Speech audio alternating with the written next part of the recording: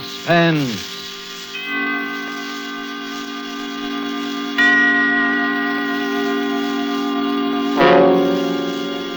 This is the Man in Black, here again to introduce Columbia's program, Suspense. Heading our Hollywood cast is a young lady known simply as Margot, whose talent for the art of suspense has been heard before on this series. Tonight, Margot, using the name of Jacqueline Blaine, tells of strange happenings on a Jude ranch, including the hurried and unexplained departure of an important guest. Appearing with Margot is Mr. Kent Smith, a newcomer to our microphone, as Gil Blaine, a young man forced by unrelenting circumstances into many odd and mysterious actions. Margot will soon be seen in Behind the Rising Sun, and Ken Smith is currently appearing in This Land Is Mine, both RKO radio productions. The story by Cornell Woolrich called Last Night is tonight's tale of suspense. If you have been with us on these Tuesday nights, you will know that suspense is compounded of mystery and suspicion and dangerous adventure. In this series are tales calculated to intrigue you, stir your nerves, to offer you a precarious situation, and then withhold the solution until the last possible moment. And so it is with The Last Night and the performances of Margot and Kent Smith. We again hope to keep you in suspense.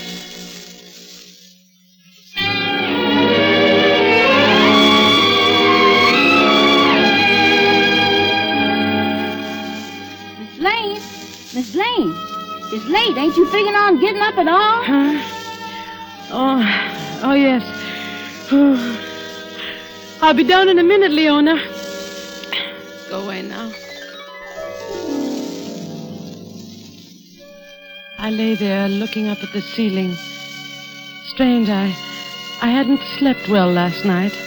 All night I had tossed and turned. Worry. That's what it was. Worry. The weekend was over, and Gil and I hadn't raised the $2,500. We were right back where we started from, stuck here in the Hudson Valley with our dude ranch that wasn't paying expenses, and the debts piling up like new snow. That was Gil in the shower. I lay still and listened to the hiss of the water. Poor Gil. It had been a tough weekend for him, trying to be nice to Mr. Burroughs, neglecting the other guests to play up to him, flattering him, agreeing with everything he said. What was the use? I knew he'd never lend us the money. I knew it from the first. I never even wanted to invite him and his secretary up, but Gil had pinned his hopes on it. He'd worked so hard. Worked. Funny word to apply to it. Maybe if Gil had done some real work now and then, instead... Morning, Jackie. Morning. Well, how did you make out? How did you make out with Mr. Burroughs? Gil, I'm talking to you. Is he still here? Who? Mr. Burroughs. Oh, no, he left. Well, I'm glad I didn't have to say goodbye to him. I got pretty tired of being nice to him, didn't you? Yeah. Took the 8 o'clock train? 8 o'clock. He took the milk train. The milk train? How do you know? Well, I drove him to the station. That's how I know. Well, what were you doing up at that hour? Well, I hadn't come to bed yet, that's all. But what got into him? The milk train? Why, that hits here about 4:30 in the morning, doesn't it? About? Well, I can't get it into my head why they should bolt off like that. He went alone. His secretary's still here. You mean he left without Marsh? Yeah, Marsh was up in his room sleeping at the time. I guess Burroughs didn't want to wait for him. He went off and left his secretary behind? Well, now, that's the strangest thing I ever heard of. Why did he bring him in the first place? You had a row with him, Gil. He turned you down and you let it get the best of you. I did not. That's why he suddenly decided to leave like that. I did not, I tell you. Why should I say I didn't if I did? Oh, I don't know. Everything is so mixed up. Gil, dear, want to toss me my dressing gown? It's on the chair there.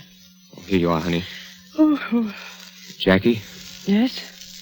Jackie, I got it out of him. What?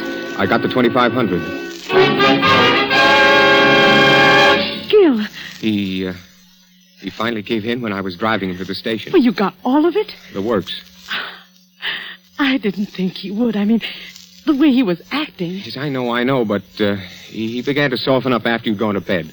When I asked him, he came through. But, Gil, you mean he carries that much cash around with him? Well, there it is, isn't it? That's funny. You know, he came to me only yesterday and asked me where he could cash a $25 check. Oh, yes, I know about that. I cashed it for him. But the $2,500. Well, he had that all ready for deposit when he got back to town Monday. Couldn't get it to the bank on time on Friday. Oh. He didn't want to touch it, but when I told him I'd rather have cash than the check, well, he just went the whole way and accommodated me. Well, if there wasn't any friction, why did he leave at such an unearthly hour? I don't know. But, Gil... And I don't care. Oh, look, baby. We got the money. Let's just be thankful. Well, of course I'm thankful. It's just that... Miss Blaine? Miss Blaine? Yes, Leona. Well, just about to give you two up. Miss Rose and Mr. Carmen's almost finished with the breakfast. Ain't you two coming? Yes, in a minute, Leona. Come on, Gil. Let's hurry. It's hard enough to get paying guests without neglecting the ones we have. Well, I done fixed up Mr. Burroughs' room while I was waiting for you. Mr. Burroughs' room, but... You didn't have to bother. He won't be using it anymore. You won't? No, he left. You done left? Why, yes. Leona, what's the matter? And what about all them suits and things he left hanging up in the closet? His clothes? Left in the closet? What about that, Gil? Well, he left in an awful hurry, that's all. Oh, leave me alone. Don't let's talk about it. All right. But somehow, I feel that something very strange happened last night.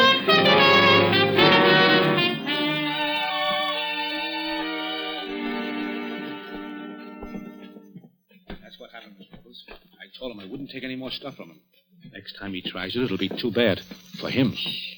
Here comes Gil and Jackie. No. Have some more eggs, Carmen? Oh, well, Oh, hello, Gil. Oh, hello, Jackie. Gil.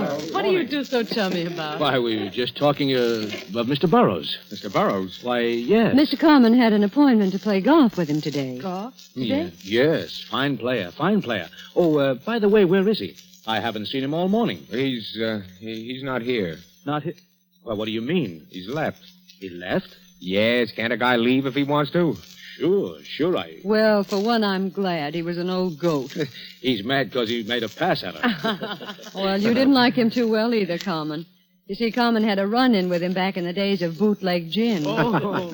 Well, let's not talk about it. Gil's right. Mr. Burroughs is gone. Let's forget it. What's this? Oh, Mr. Marsh. What did you say about Mr. Burroughs leaving? Do we have to go through this again? Gil, please. Mr. Burroughs left on an early train. Oh, you're joking. No, I'm not. But I don't understand. Well, you're his secretary. You ought to know what he's going to do. That's right, Gil. I should know. That's why it's so strange. He told me we definitely were going to stay until this afternoon. Well, he changed his mind. Blaine's right. Oh, yes, and she's here. Just a minute. Miss Blaine. Miss Blaine, telephone. Coming.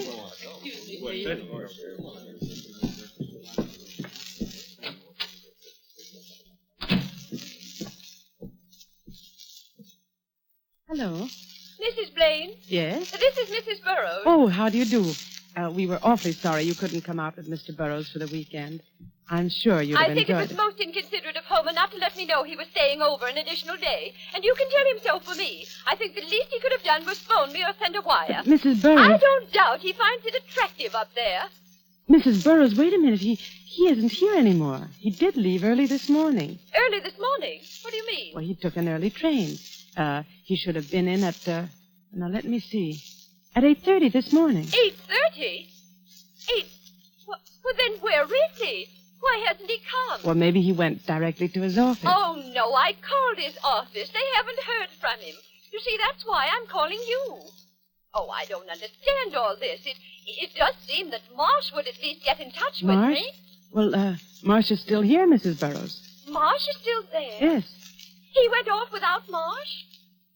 Oh, now I know there's something wrong. Why, he's never done that before. Please, Mrs. Burroughs, I'm sure there's nothing wrong. He's just... Well, I'd better let you talk to Marsh. Well, yes, please get him.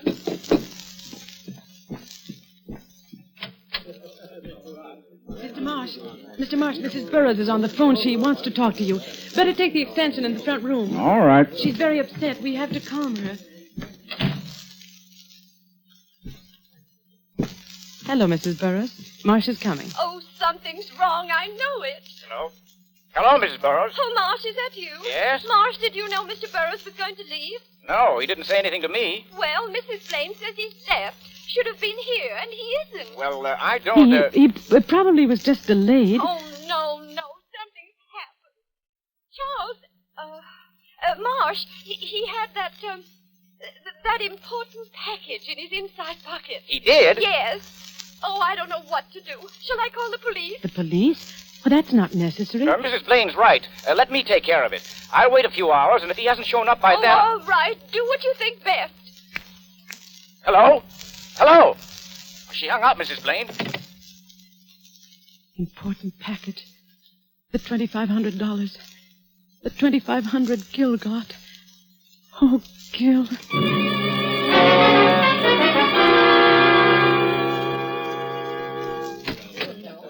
That was Mrs. Burroughs. She was awfully upset. Well, Burroughs didn't show up.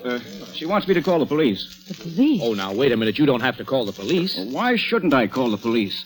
After all, Mr. Burroughs is missing. Oh, he may show up yet. Certainly, he may show up yet. Common's right. You don't have to call the police now. And why don't you want the police? Well, why... There's something strange here, all right. Why didn't Mr. Burroughs say a word to me about leaving? Well, you were asleep. I guess he didn't want to waken you. Oh, I've never known him to be considerate in my life. I suppose he knew what he was doing. I'm not so sure. What do you mean? Well, if he knew what he was doing, why did he leave his return ticket on the dresser? A strange silence fell over the entire group. Marsh was suspicious. Soon he would call the police. And I had a strong feeling that Gil knew more about this than he let on. After breakfast, the group broke up, and I stayed to help Leona clear the table, and I saw Gil and Carmen walk out on the porch together. Cigarette, Gil? Yeah, thanks. Yeah. Here. Yeah, fine morning. Listen, you didn't ask me out here to speak about the weather. No, I didn't. I want the money you owe me. Yeah, that's what I thought. It was due long ago. With the interest, it adds up to $2,500. I can't pay you now. Why not? You said you'd pay it today. Well, it's not that I haven't got it. It's what? Well, everything's so mixed up now. You know. You mean Burroughs' disappearance? Look, give me another 24 hours. I'd like to, Gil, but... Gil! Here comes Jackie. All right, 24 hours and no more. I'm sorry if I'm interrupting something important. Oh, no. We're just talking about the weather. It is lovely, isn't it? Yeah. Well, I better get up to the golf course. Oh, say, Gil, could you lend me the car to drive up? It's pretty far, and I'll do plenty of walking when I get there. Well, as a matter of fact, Carmen, I'm going to use it myself. Oh. Well, in that case, I'd better start walking. So long. Goodbye. He was after the money, wasn't he? Yeah, but I didn't give it to him. Why not? Mr. Burroughs gave it to you, and we do owe it to Carmen. Can't you leave me alone for a minute? Say, you two, why the frown? Hello, Miss Robles. I don't want to interrupt a private fight, so I'll state my business quickly.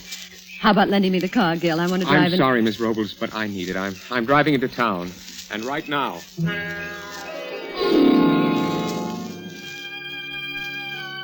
Gil drove off. The rest of the day went by in a haze. Gil didn't come back. He stayed away all day without even phoning me. He had never done that before. It almost seemed as though he avoided me intentionally. Toward evening, as I was putting the finishing touches on dinner, Leona came up to me. There's a man here to see you, Miss Blaine. Where is he? In the front room. Well, who is it? Somebody I ain't never seen before. All right, I'll talk to him. You look after things here, Leona. Yes, I will.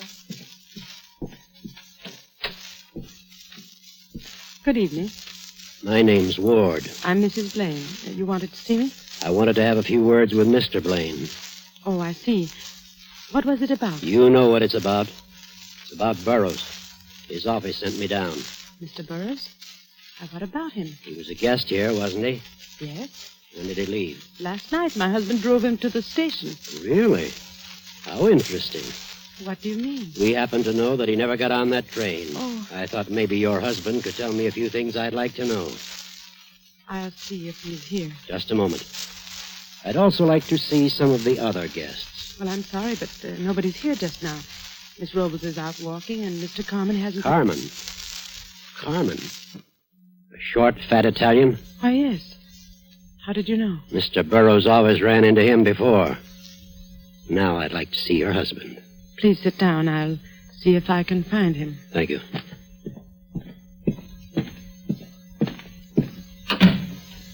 Leona. Yes, Miss Blaine? Has Mr. Gill come back yet? Oh, no, ma'am. I ain't seen him since he drove off this morning. I see. Well, tell the gentleman to wait. I'm going out on the veranda.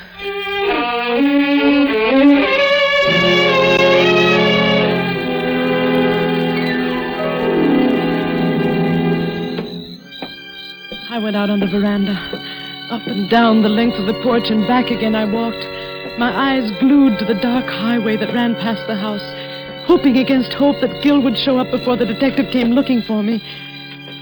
Gill had the $2,500 on him, Burroughs' cash, that important package Mrs. Burroughs spoke of to Marsh.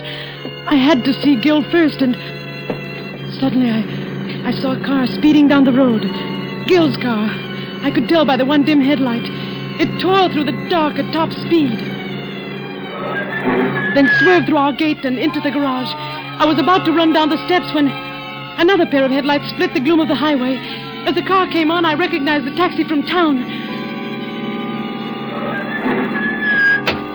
A figure climbed out quickly.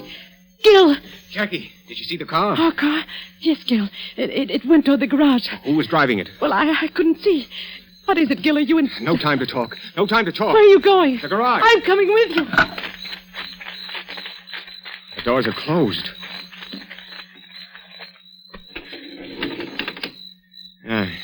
There.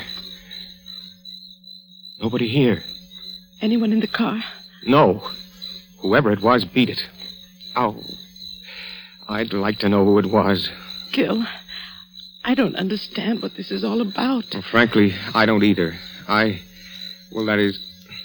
was parked in front of the store in town. I came out and saw somebody hop in my car and drive off like mad. That's odd. I don't know what he was after, but I don't think he got it. I chased the car all the way here in the taxi. I saw it coming down the road. I thought it was you. Well, let's go back to the house.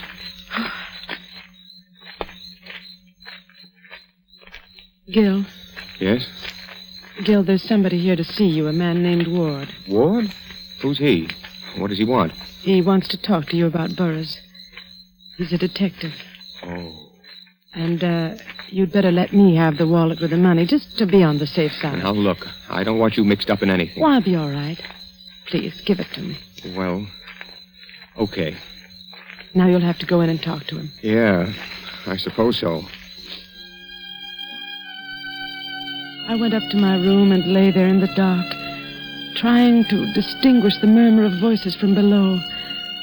But all I could hear was a blur of sound. I got the 25,000. Something's happened. The next time it'll be too bad for him. He made a pass at me. He's acting in a hurry. Let me alone. Why don't you want the police? Why don't you want the police? Why don't you want the police?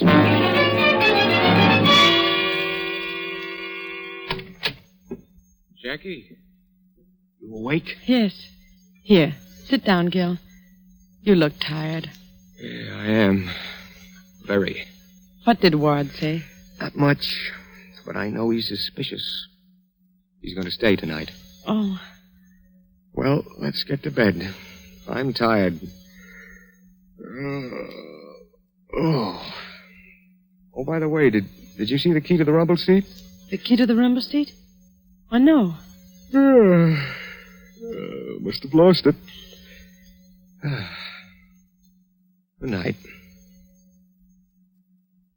Gil, you've never told me. You've never told me one way or the other. Gil, you've got to tell me. All right, Jackie. I will. Burroughs never gave me the 2,500. He refused me. We quarreled, and I was mad.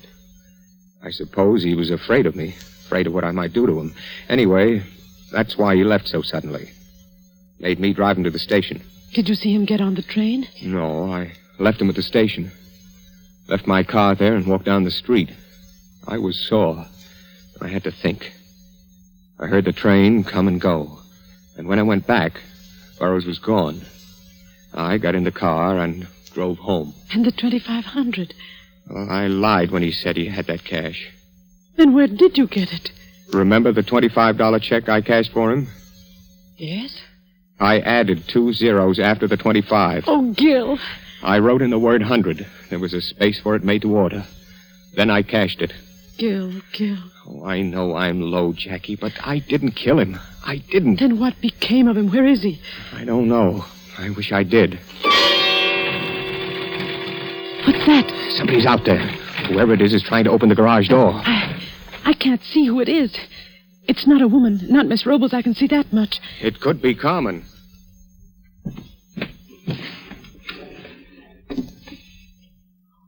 What are you doing in that drawer? Just getting this gun. Now, quiet. No, Gil.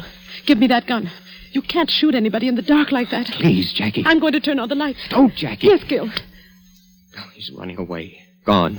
Who was it? I couldn't see. Could you? No, Gil. Well, now it just means waiting until the next time.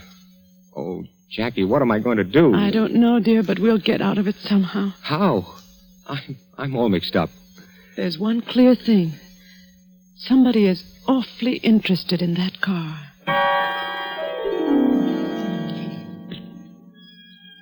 I lay awake until the sun was up. Then a shallow, feverish sleep came. And when I awoke, it was almost evening. Gil's bed was empty. There were the indistinct sounds of life in the house below. I rose, and as my mind cleared, my words of the night before broke through the edges of my consciousness. There's one clear thing. Somebody is awfully interested in that car. I dressed slowly. A tantalizing thought hovered just beyond my grasp. The car. What was there about the car? I slowly walked down the hallway, my eyes half closed, thinking. I had to talk to Gil. Leona? Yes, sir? Where's Mr. Gill? Oh, he done went to town with Mr. Ward. He went with Ward? Yes, and right after breakfast. Mr. Carmen gave him a lift down and... Carmen? Yes, but Mr. Gill, he done left you this note. Oh, let me see it. Jackie, I've gone downtown with Ward. I'm going to tell him about the check. And whatever happens will have to happen. No, Gil. No, Gil, no. Miss Jacqueline. Leon, I've got to stop him. I'm going to drive to town.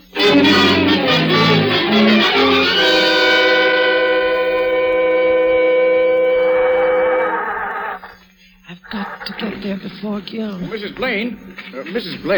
Where are you going? I'm going to town, Mr. Marsh. Well, may I come along? Well, I suppose so. Hurry up and get in.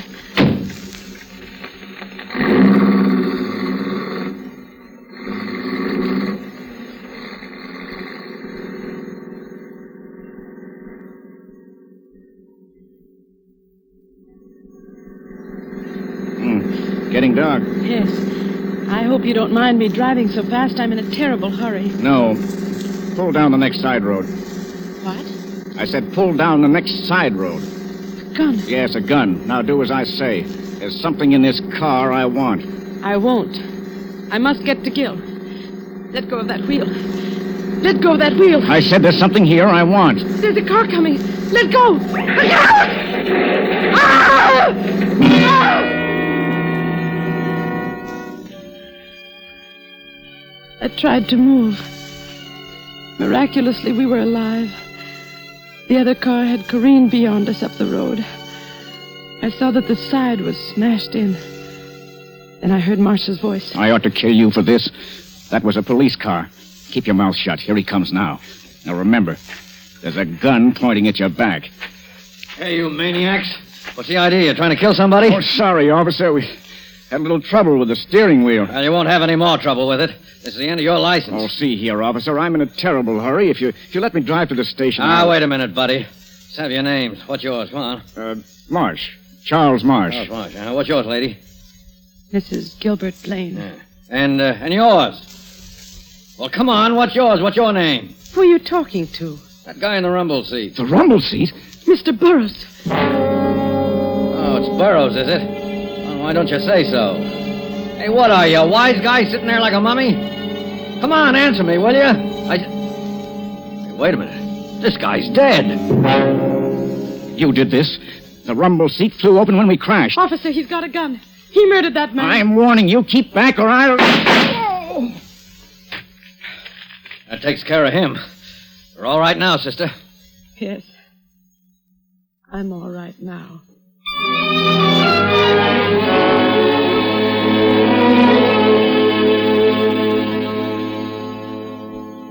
Well, that job's finished.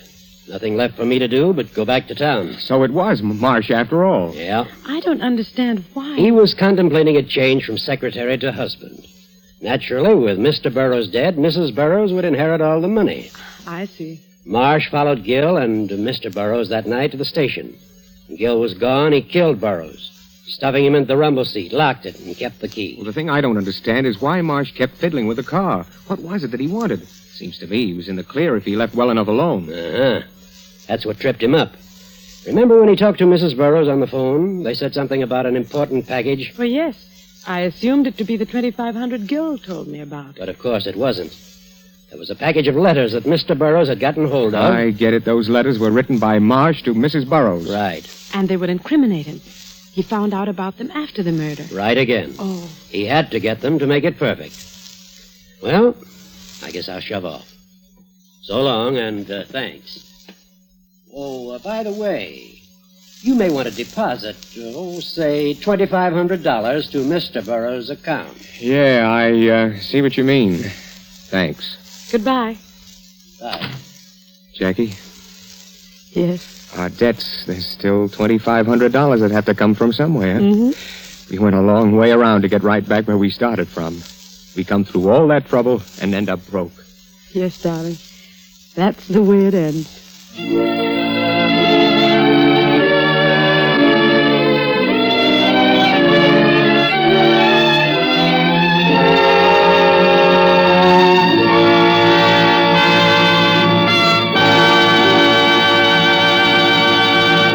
And so closes the story called Last Night, starring Margot and Kent Smith. Tonight's tale of Suspense. This is your narrator, the Man in Black, who conveys to you Columbia's invitation to spend this half hour in suspense with us again next Tuesday, when John Sutton and George Zucco will star in the suspense play by John Dixon Carr called The Man Without a Body. The producer of these broadcasts is William Spear, who with Ted Bliss, the director, Lud Gluskin, and Lucien Mahowick, conductor and composer, and Cornell Woolrich, the author, collaborated on tonight's Suspense. This is CBS, the Columbia Broadcasting System.